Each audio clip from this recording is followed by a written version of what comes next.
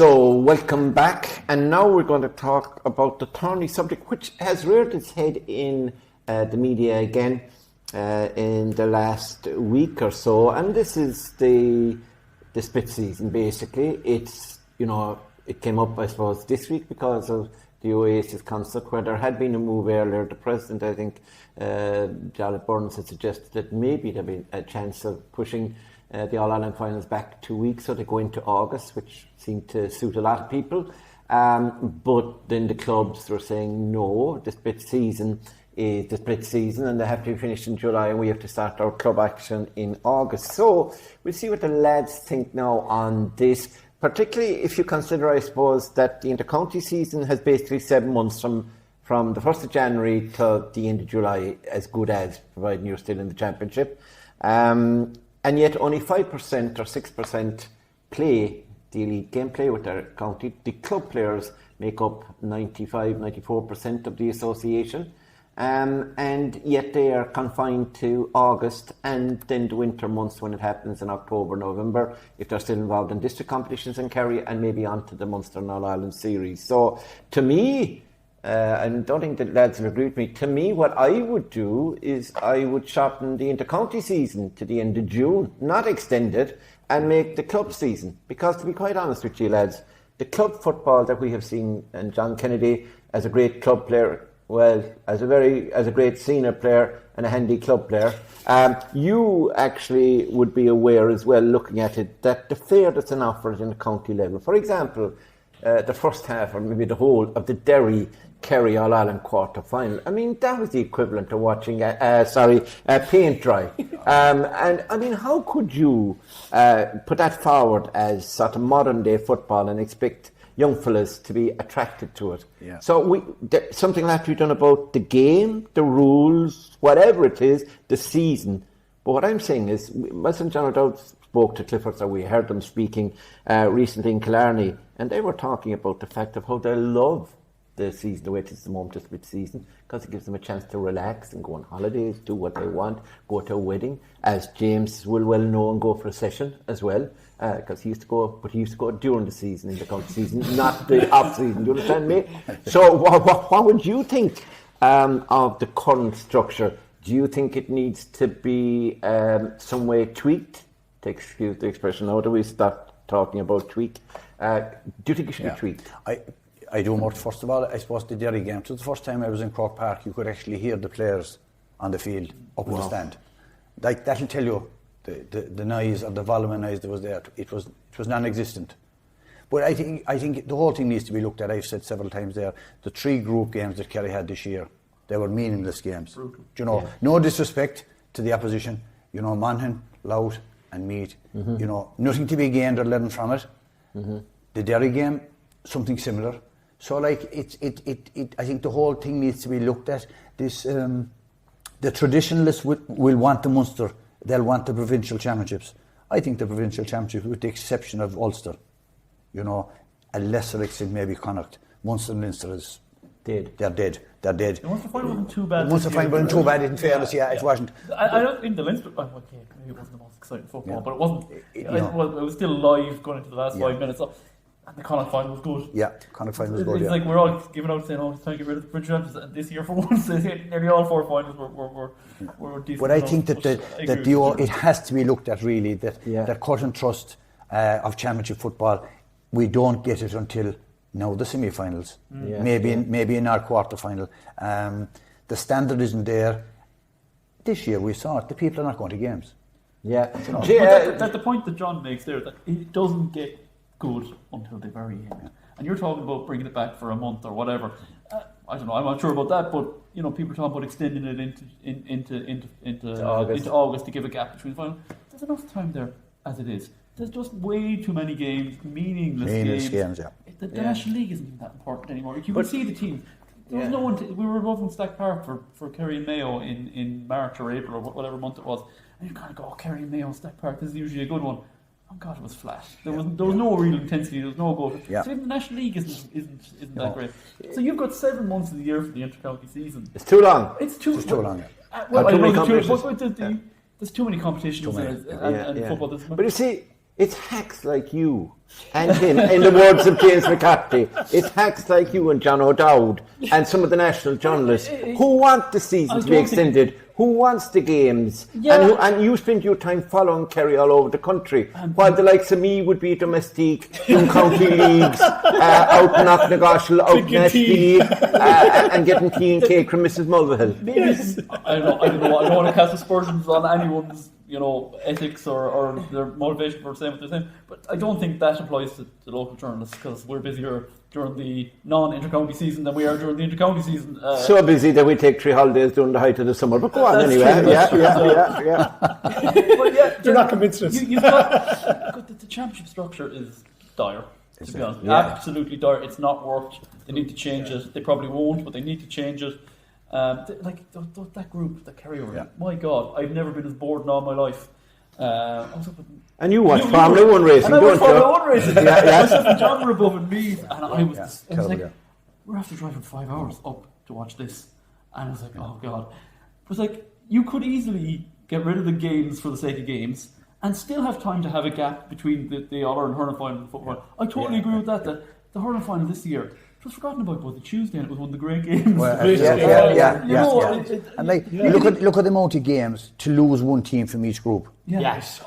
I think that competitive edge was gone. Completely gone. And then it took. And we were undercooked then, Kerry. Undercooked, Yeah, Derry. You're talking about the brutal Derry game. How Derry were still in the championship at that stage, having been brutal for 2 months. It's all wrong. It doesn't work. And I think you have a problem with the game when you look at this year and go through any of the teams and pick out the flair players. Pick out the best players that are with Kerry, with Armagh, with Galway. Do you think Shane Walsh? Pick the inside line. Do you think Shane Walsh, Damien Comer, Robert Finnerty enjoyed playing in that All-Ireland final? No. Yeah. Do you think David Clifford, Sean O'Shea and Paul Ganey enjoyed playing the All-Ireland semi-final? No. Do you think whoever Armagh had inside in the inside line, okay, they ended up winning the All-Ireland, so you'll always enjoy when you end up as the victorious team. But there's a problem with the game when the best players are not the best players. This was arguably the worst season ever in inter-county football for the inside forward. For the class marking forward. And that's like saying you turn over to soccer and your Messis and Ronaldos and Mbappes and all them are back at midfield or at the back. Or they're back. And goals. Messis and goals. They're not the stars of the show, and everyone's talking about the hard man defensive midfielder or the centre back, and that these are the new heroes of the game. John, go back to 1990, and that was one of the worst World Cups ever, and they changed a lot of the rules. They had to. Because they had to. I also the GA is so sclerotic and so slow to make changes. No, so hopefully this thing will work. I think we're actually at a huge moment in Gaelic football, because as John says, the inter-county game is not whetting the appetite of the viewing public. No. So therefore, the player either. Or the player. And that's, some of them are going to Australia, aren't they?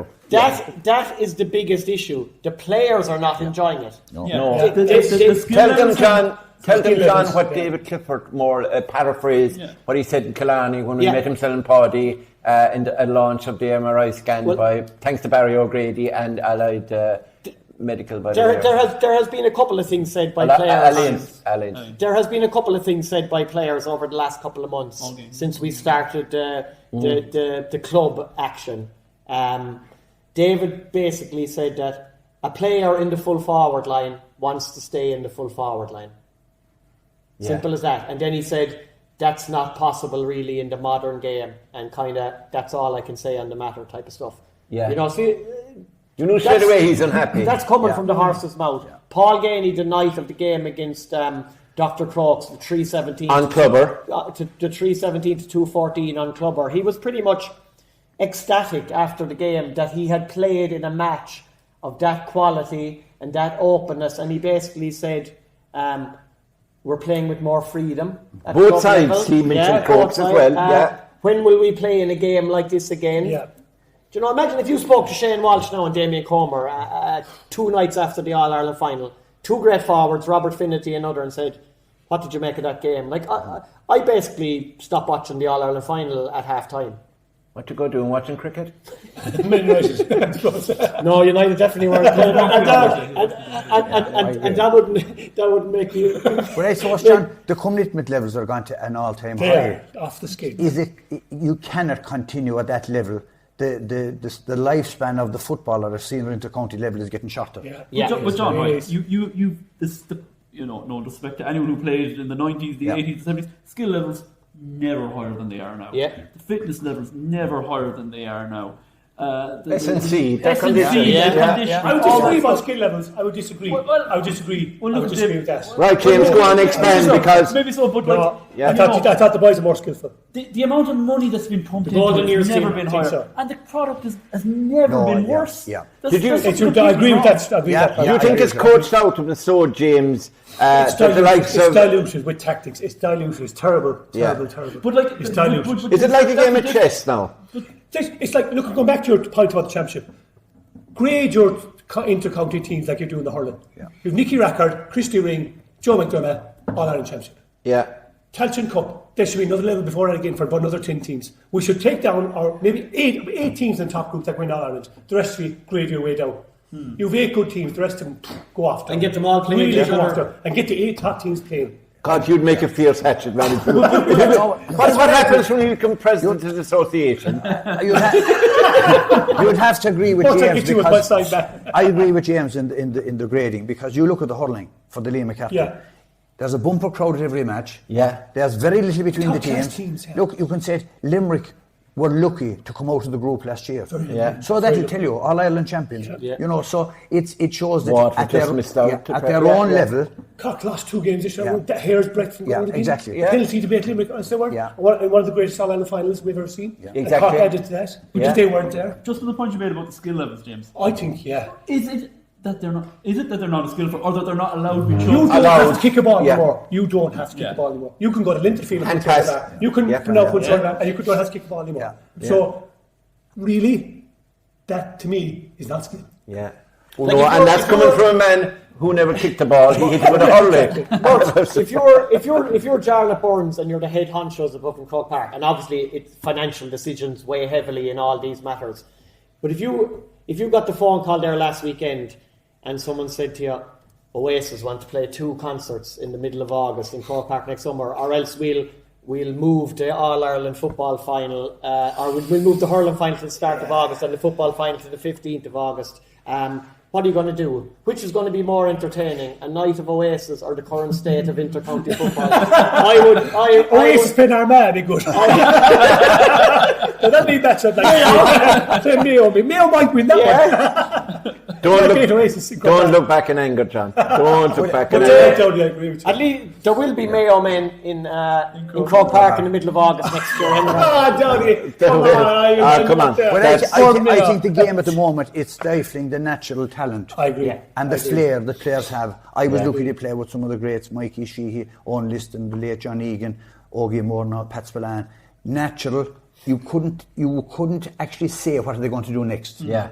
It was instinct. That was it, yeah. The coach was the same for Kerry. Now we have David Clifford. Clifford. Yes, we have David Clifford, and he's been triple marked, and we're not getting the ball into him. I think it's the way the game has gone. Yeah, you look at Con Callan, you look at all the great players around the country. Shane Welch, they're not getting the ball in to show their talents. No. Yeah. If you were forced to kick, what that expression is. The alarm bells should be ringing in Croke Park. And they should have been ringing for 14, 15 years. Yeah. It's been trending in this direction for a long time, and this year is just you're just looking at it going, oh my God, this has to stop. Especially a football steering committee like there was that time with the Tipperary manager brought in. They have at the moment. You have a review committee now with some serious individuals. The Jim Gavins, the Eamon Fitzmaurices. There are going to be changes to the rules. Pretty much there'll be some experimented on, I'd say, early next year, but something has to be done. But listen, lads, and I will finish on this section of the podcast. The elephant in the room, right, is basically that managers and coaches and all the extra staff, the backroom are getting so big now. The backroom teams, they've gone from a reasonable 6 or 8 people to 24. and 34 and 44, and we were told there was 51 or something involved with Limerick. What that I'm saying includes is- the players. That includes, well, look, you will defend them because you live in Dua, which is close to the Limerick border. But my point is, all of them are getting paid. The players are not. Is it time for this current president to come and say, listen, lads, if you're from within the county, fine, you can coach your team, you're entitled to your travelling expenses down from training, and that's it. But there are players. Well, I admire the likes of Padraig Cochrane, we'll talk about in a minute, managing Dingle, Pat O'Shea, a dyed in the wool Crokes man, it runs through his blood, the black and amber, and he's managing Crokes. I'm pretty certain he's getting nothing there except sandwiches and tea after training, possibly, if he hangs around that long. Well, it's my something point more- is, John, is it time to... Oh, I'm looking at the wrong It's man. something- Is it time to be transparent and say, listen, a manager can get 20k, nothing more, for an inter-county team, All and that about includes board. travel, everything involved. But if you look at, don't talk to ladies players though. Don't say a word because they've got nothing for 20 or 30 years. Yeah. Don't ever talk to a ladies camogie player or a ladies football player because they get absolutely zero. Yeah. Absolutely zero. And we're lucky we're in Kerry. Yeah. Kerry's a top county for finances. Yeah. You go talk to guys that I played against in Westmeath and Carlow, these places, looking to get soup and sandwich after a game. Yeah. We get meals in every. Absolutely. This Kerry County Board looks after every player in the county. They do. They're unbelievable. They are. But there are not county boards that can afford what we can. Yeah. And it's just. And But do I you will think go there's back money to- squandered in management? I would Are come you out. getting I would come paid out with Kilmiley? No. I would never take a bar from my own club ever. If they give me €1 million, never ever. I have a problem with that because I have lots of clubs. But as you talk about getting paid for players, I would go pro rata on that one. You reach an All-Ireland final, you get some money because of the winners. I would give a winner's purse To the players to the team. or the team. And Let have a the holiday or Let the something. county board decide. No, they mind the holiday thing. That's rubbish. There's a players' fund for Did you ever holidays. go on a holiday? We did. There's a players' fund for holidays. You buy your ticket to an All-Ireland final, there's €10 put in for a players' You fund. disgraced yourself on a holiday, did you? I don't think that. But there's €10 put in for a players' fund. Right, if you get to an All-Ireland final, gate receipts are up to 2 or 3 million. massive, yeah.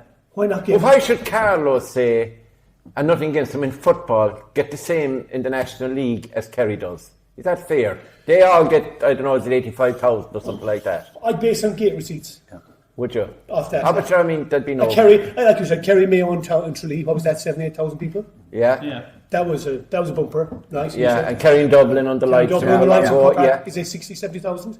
There's a lot of gate receipts out of that. Yeah. Like, where's the, that's Just one funny thing with Darren Murphy just came into my head there, and we were talking about inter-county football turning viewers off and fans off, and we're talking about rules having to be changed.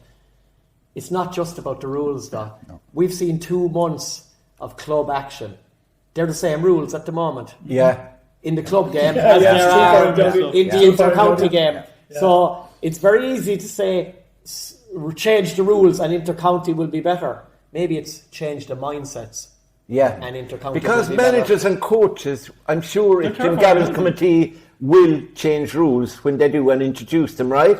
And if they do, John, the managers and the coaches will devise a method of getting around those rules like they had with everything else. I mean, you were part of it back in the day. Well, I suppose, Mort, look, we grew up and it was, you beat the opposition by scoring more than them. Yeah. Now you're in a dressing And room. you beat you were beat your successful if you individual beat your player, man. Yeah. Now, at under 12 level, I believe, they're asking how can you stop the best players. Joe Bradley had one up. A video Maybe around of and a that's- kid, yeah. big double mark. Double mark I think it was at in under Galway. 12. Yeah. No, I think that's and like coming that back was to Derry or two things something. I'd agree with James. I think in Kerry we're different to other counties because as a player, and James was a player, you're treated the top. You are. Everything you want, you get. There's no problem with holidays. There's no problem if you have any Gear, help in any way, everything. gear or whatever. You're there, medical, everything. Yeah. The Kerry Did you County give- Board, the Kerry County Board now, in different chairmen down the years and secretaries, top class. Yeah. Yeah. Number one. But one interesting one, coming out of the Derry game at Croke Park, coming up to Jones's Road, Anna and myself are coming up. There was a father, his son, and his grandson. And he called me and he said, "We'll take a photo. It's my last day in Croke Park." Good. You see, and I said, you'll come again. Never again, he said, to watch that. Yeah. This is an old guy that he followed us and fellas before us.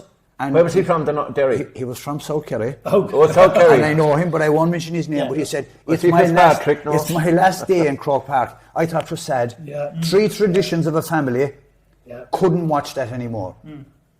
But what I can't understand is he was from South Kerry and he recognised you. Yeah, I know.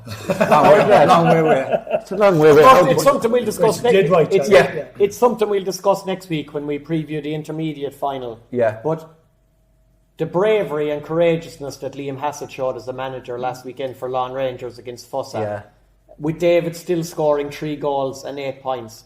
Name one opposing inter-county manager that would play Kerry like that and say that David Clifford is going to score this amount, but my forwards are going to score more than Kerry are going to score, and be that brave.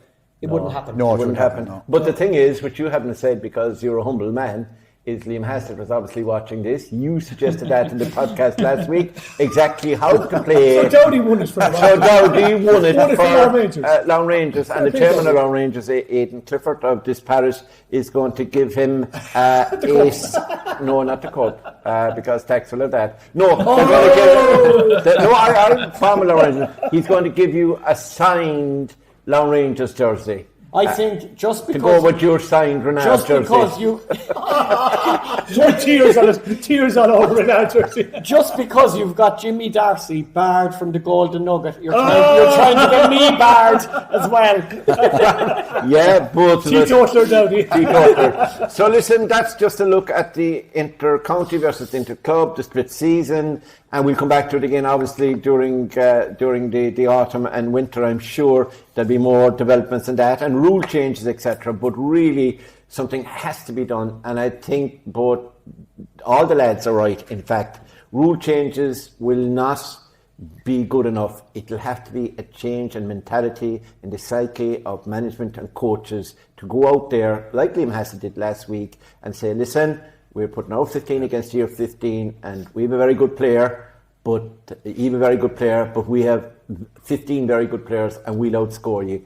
And if we did that, like James has talked about Messi and Ronaldo and those lads, fellas who would only lace James McCarthy's boots if they ever took up hurling.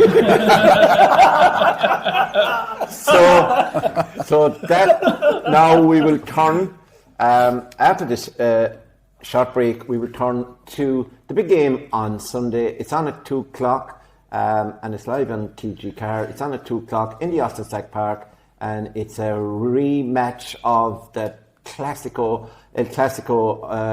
opening round game between Dr. Crokes and the holders of the Kerry Senior Club Championships, sponsored by Kerry Petroleum. That is Dingle.